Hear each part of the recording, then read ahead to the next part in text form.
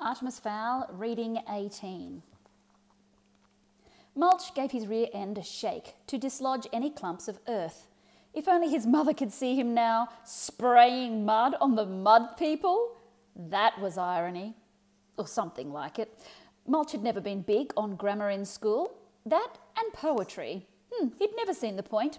Down the mines, there were only two phrases of any importance. Look, gold! And cave in, everybody out! No hidden meanings there, or rhymes.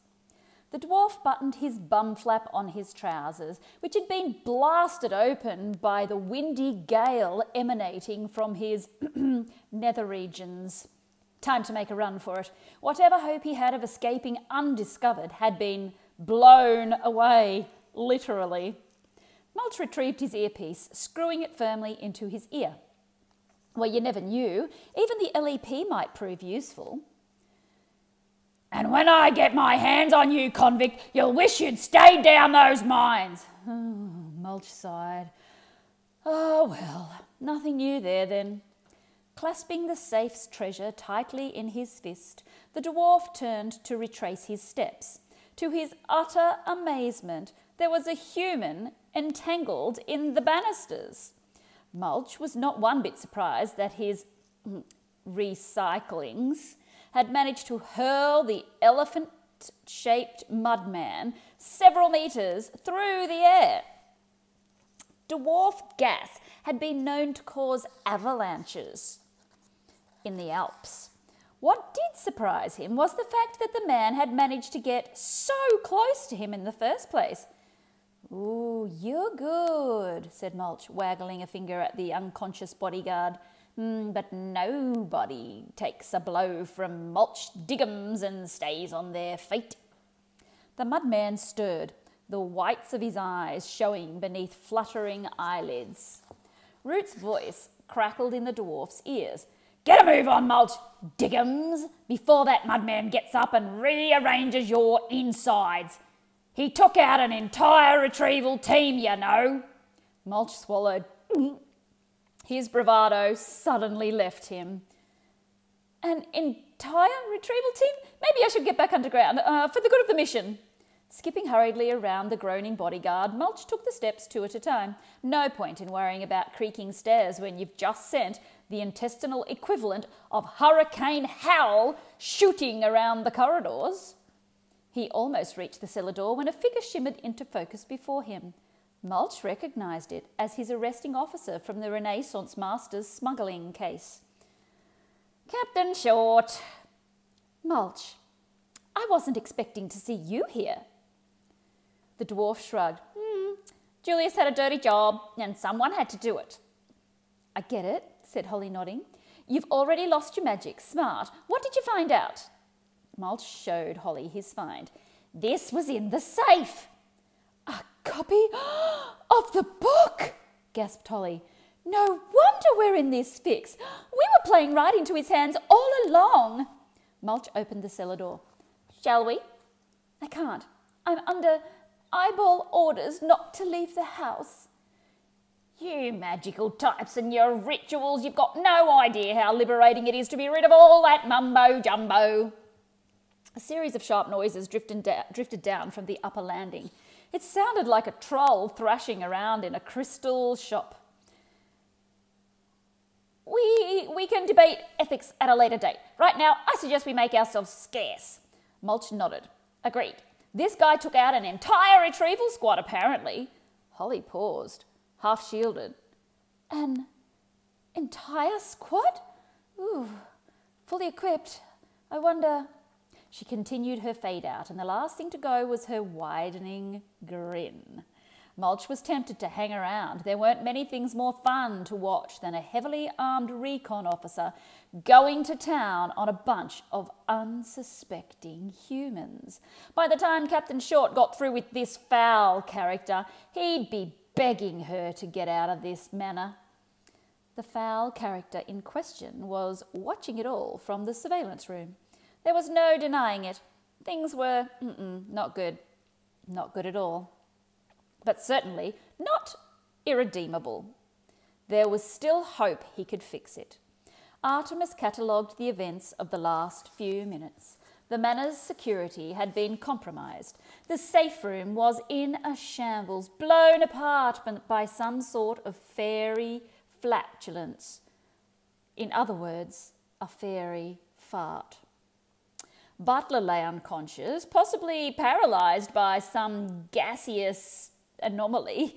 His hostage was loose in the house, her fairy powers restored to her. There was an unsightly creature in leather chaps burrowing holes beneath the foundations of the house, with no apparent regard for the fairy commandments, and the people had retrieved a copy of the book. One of several copies, as it happened, including one on disc in a Swiss vault. Artemis's finger combed an errant strand of dark hair. He would have to dig very deep to uncover the good in this particular scenario. He took several deep breaths, finding his chi, as Butler had taught him. After several moments' contemplation, he realised that these factors meant little to the overall strategies of both sides. Captain Short was still trapped in the manor, and the time stoppage period was quickly running out. Soon the LEP would have no option but to launch their bio-bomb. And that was when Artemis Fowl would unveil his coup de grace. Of course, the whole thing depended on Commander Root. If Root was intellectually challenged as he looked, it was quite possible the entire scheme would collapse around his ears. Artemis hoped very hard that someone on the fairy team had the wit to spot the blunder he'd made during the negotiation session. Mulch buttoned up his bum flap. Unbuttoned his bum flap. Time to suck some dirt, as they said down in the mines. The trouble with dwarf tunnels was that they were self-sealing, so if you had to go back the way you came, there was a whole new burrow to be excavated. Some dwarfs retraced their steps exactly, chewing through the less compact and pre-digested dirt. Mulch, he preferred to dig a fresh tunnel. For some reason, eating the same dirt twice didn't appeal to him.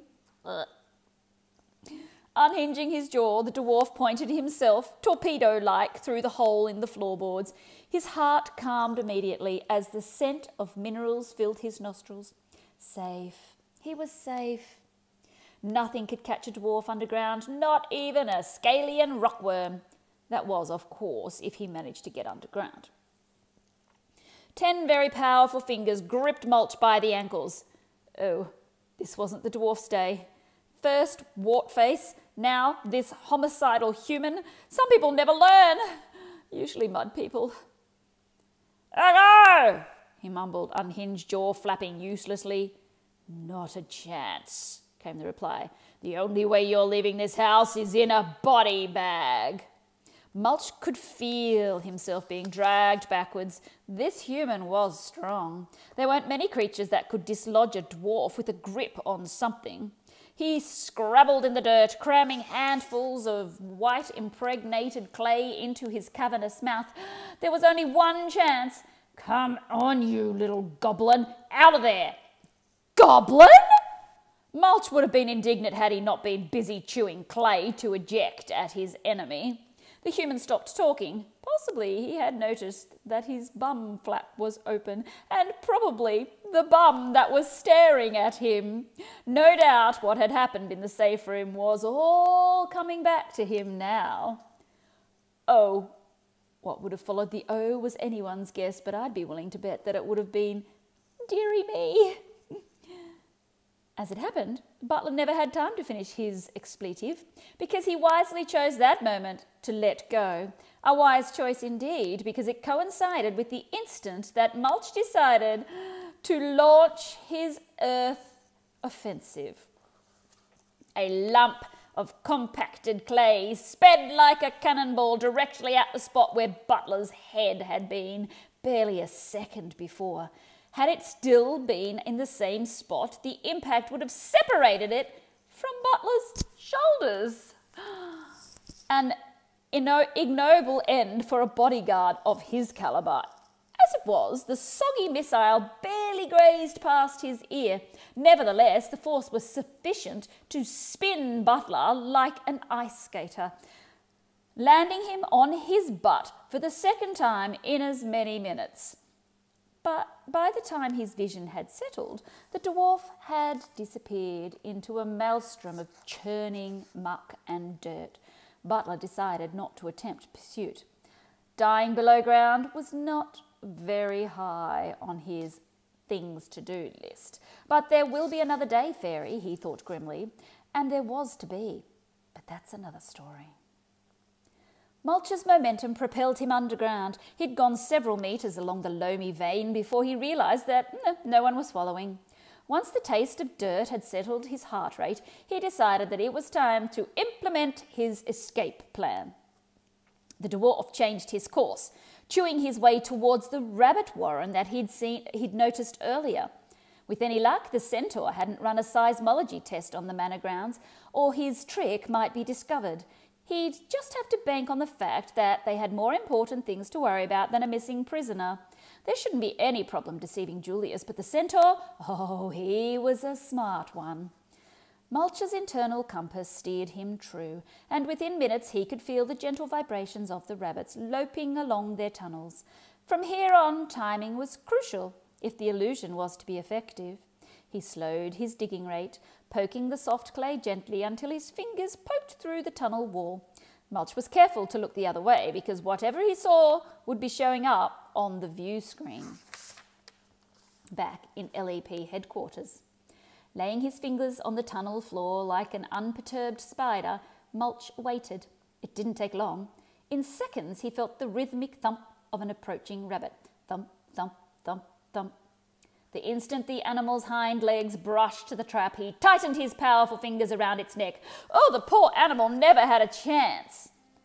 Sorry, friend, thought the dwarf, if there was any other way. Pulling the rabbit's body through the hole, Mulch rehinged his jaw and began screaming, "Cave in! Cave in! Help! Help!" Now, for the tricky bit. With one hand, he agitated the surrounding earth, bringing showers of it crumbling around his own head. With the other hand, he popped his iris cam out of his left eye and slid it into the rabbit's eye. Given the most total darkness and their landfall confusion, it should be almost impossible to spot the switch.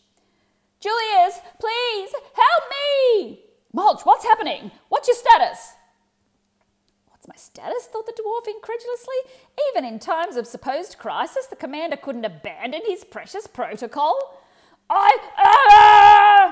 The dwarf dragged his final scream out, petering off to a gargling rattle.